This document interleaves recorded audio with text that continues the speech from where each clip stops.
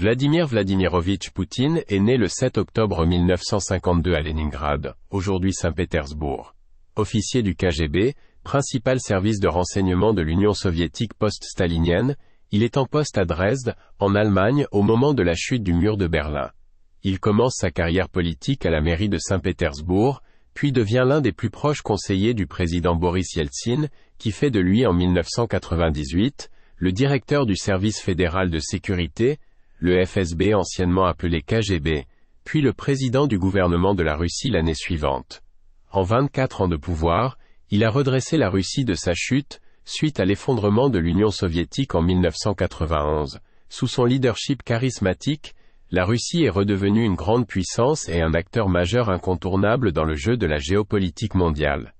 Elle a su résister aux sanctions occidentales et les a utilisées comme tremplin pour se renforcer dans presque tous les secteurs stratégiques. Regardez à droite derrière le président.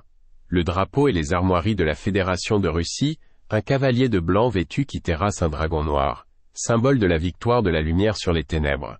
Ce symbole semble correspondre aux actions de ce grand chef d'État, le travail pour le bien et le progrès, le respect des valeurs chrétiennes. Quel bilan sur le plan géopolitique ? L'intervention militaire russe en Syrie en 2015 a contribué à sauvegarder et préserver l'existence de l'État syrien, et a démontré aux yeux du monde la solidité de l'armée russe et la robustesse de ses armes de pointe. Cela est confirmé sur le théâtre ukrainien face à l'OTAN. Aussi, progressivement, la Russie se redéploie sur le continent africain, à travers une diplomatie très active et une assistance militaire croissante au gouvernement du Mali, du Burkina Faso, de la Centrafrique et du Niger, dans la lutte contre les terroristes.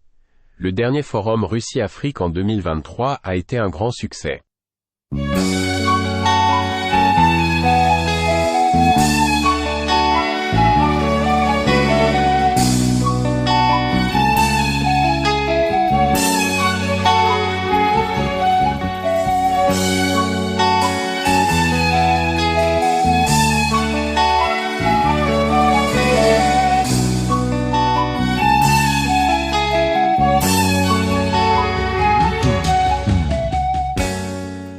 Sur le plan économique, l'économie russe est au beau fixe et les sanctions de l'Union européenne et des États-Unis l'ont obligée à se réinventer, à diversifier sa production, notamment dans l'agriculture.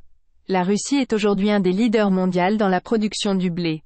Face au monopole de Visa et Mastercard et du système interbancaire SWIFT, la Russie a créé son propre système de paiement et d'échange interbancaire, ainsi que sa propre carte nationale bancaire, appelée MIR. La carte MIR a été distribuée à des millions de citoyens russes, afin de pouvoir opérer en toute sécurité en cas de déconnexion du système SWIFT, ce qui est arrivé. Le leadership russe est à féliciter pour sa capacité de prévision et d'anticipation.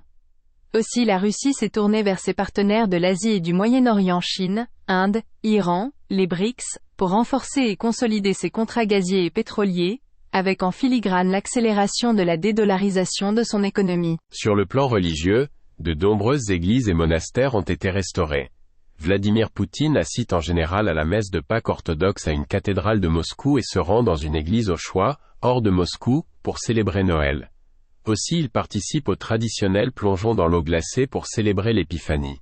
Sur le plan social, les mesures préservant l'institution de la famille et les aides en soutien aux familles avec enfants ont été renforcées.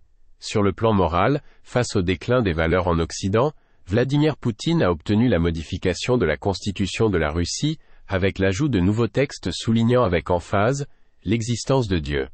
Le mariage se fait entre un homme et une femme. Toute autre forme de mariage est interdite sur toute l'étendue du territoire russe. Chaque citoyen russe est libre du choix de son type de sexualité, mais il est formellement interdit de faire la promotion des valeurs inversées auprès des enfants et des mineurs. Vladimir Poutine vient de prêter serment pour un nouveau mandat présidentiel de 6 ans. Nous lui souhaitons une bonne continuation et surtout beaucoup de succès dans l'exercice de ses fonctions, en ces temps où les enjeux et les défis sont énormes pour la Fédération de Russie et sa contribution à la construction du nouveau monde multipolaire.